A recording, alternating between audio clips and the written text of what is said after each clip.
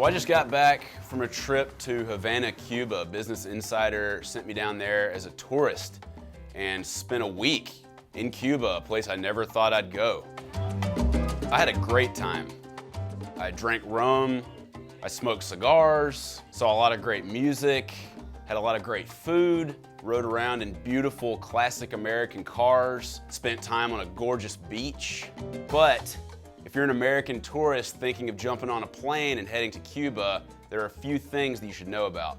First of all, the internet situation. There is zero internet when you're walking around town. So if you want to use Google Maps to get around the very dense streets of Havana, you're gonna be out of luck. You're gonna actually have to use a paper map. The only way to use internet is in the big hotels. And those hotels charge you a rate of $10 an hour to use internet. So that's gonna get very expensive. Another thing is the water situation. We were advised not to drink any tap water anywhere in the city. In our apartment, in hotels, in restaurants.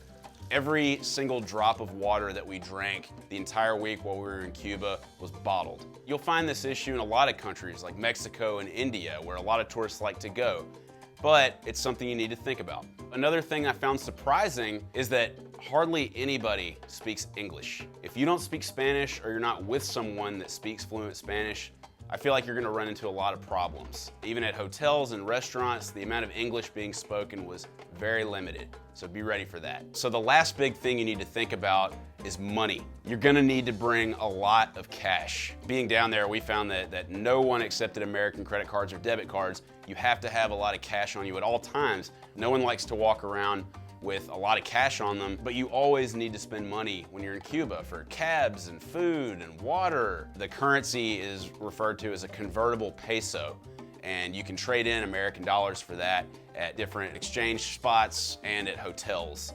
Again, if you're ready to deal with these issues, you can have a great time, like I did. I really had a blast in Cuba, and I would definitely go back. Those are just some things you need to think about before you head to Havana.